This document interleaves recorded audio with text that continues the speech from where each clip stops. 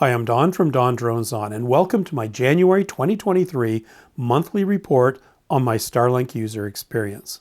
Still loving it, and coming close to 2 years living under the dish.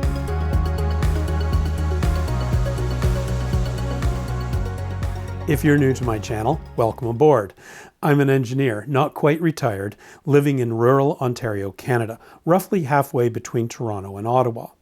I work from home, and as a hobby, I upload at least one YouTube video every week, so I depend upon Starlink internet to be fast and reliable. I'm really into drones and head the Drone Pilot Association of Canada. I've got a ton of videos on my channel talking about drone regulations and safe drone flying. But there's also quite a few cinematic and fun videos featuring the beautiful area where I live and events in the wonderful local community. When you're done watching this month's Starlink report, please take the time to sample a few of my other videos and consider subscribing. Okay, let's get into my report, starting with the metric everyone is the most interested in, download speed. Well, it looks like we're still in the money, with an average download speed of 109 megabits per second in January. Sure, that's down a bit from the last 2 months, but as long as we're above 100 megs, I think we're golden. Upload speed is also a bit down, but again, 8.5 megabits per second is pretty darn good. For me, this one is really important because, as I said, I'm uploading 1 or 2 videos every week, and I don't want to have to wait forever for a 5 gig file to upload to YouTube. Even with this speed, it can take over an hour to upload. Ping or latency is also a bit worse this month compared to December at 56 milliseconds. Now, ping is the time it takes a small packet to make a round trip from my computer to a server in Toronto and back again. And by the way, I always use the same server for consistency. The weird thing about ping is that you would think that a lot of that 56 milliseconds is the time for my signal to go to a Starlink satellite in orbit and then back to a ground station. But in fact, only a few milliseconds of that time is the actual loop through outer space.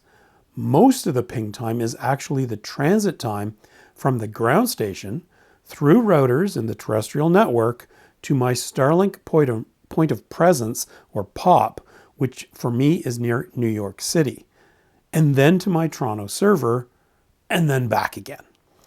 Now, I picked Toronto as my speed test site because any of my streaming services like Netflix or Amazon, and possibly even YouTube, have their content servers in Canada for Canadian customers.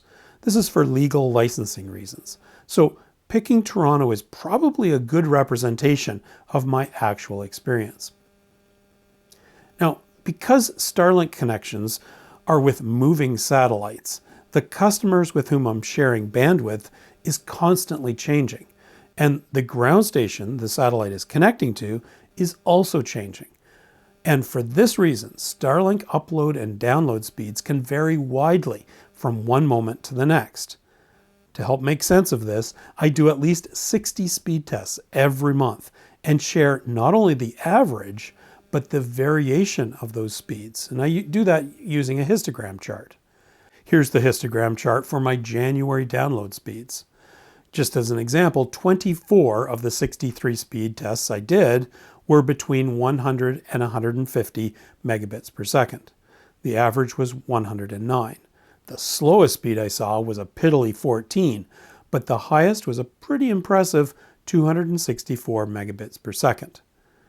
I like this shape of distribution, more or less like a bell curve, because it suggests a fairly consistent expectation of speed around the average.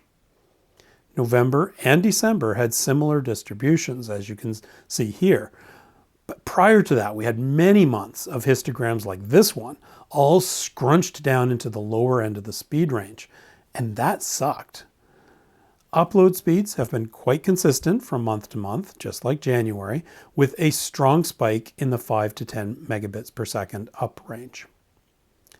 My speed tests are done at pretty much random times over the course of the week and through the day, but One thing I make sure of is to do exactly the same number of tests in the morning, afternoon, and evening timeframes. This allows me to compare speed differences through the day. Evenings are consistently slower, particularly for downloads, presumably because more people are at home and relaxing with high bandwidth stuff like streaming video. And that puts contention on our shared resource bottlenecks like satellites and ground stations. In January, there was a steep drop between morning speeds and evening speeds. Although, frankly, 77 megabits per second in the evening is obviously still very good. Two more metrics that I've been tracking are related to dropouts and overall outage time. This graph shows the number of dropout events I experience per hour. I define a dropout as any outage over 11 seconds. My experience shows that shorter outages, say 2 or 3 seconds, are automatically healed by the network, even with real-time conversations like in an online meeting. Streaming services are almost completely immune to these dropouts because content is buffered at the receiving end. As you can see, dropout events used to be terrible 2 years ago, but with more satellites in orbit and better software, we're now stabilized down to around 0.3 or 0.4 per hour. Or looking at it the other way, roughly 1 dropout every 3 to 5 hours, which is quite tolerable. My outages are almost entirely due to trees, partially obscuring my dish's view of the sky. The mystery to me is why I'm seeing twice the dropouts this winter compared to the same time last year. It's the same trees, and they're mature, so they're not growing that much. And there are far more satellites in orbit, so you would expect less impact from obstructions. Very weird. The last metric I track is the total number of outage minutes per day. And again, dramatically better than 2 years ago, but we're seeing the exact opposite trend to what you'd expect in the winter, with no leaves on the tree and not that much snow. A steady rise in obstruction outage time from October to January, compared to last winter with a steady decline from October to January. Well, if you ignore the huge poop-colored global outage we all experienced last January. I would welcome any theories you might have that might explain this counterintuitive trend. Drop them in the comments below the video. And if it's algorithm changes being made by Starlink engineers, and you happen to be watching, please dial back the outages, even if it means slightly slower speeds. Thanks in advance. Well, there we have it, my monthly Starlink experience report for January 2023. Still some weird things going on, but overall I'm loving it, particularly compared to the alternatives I have out here in rural Ontario. Be sure to subscribe to my channel and hit the bell to be notified of new videos.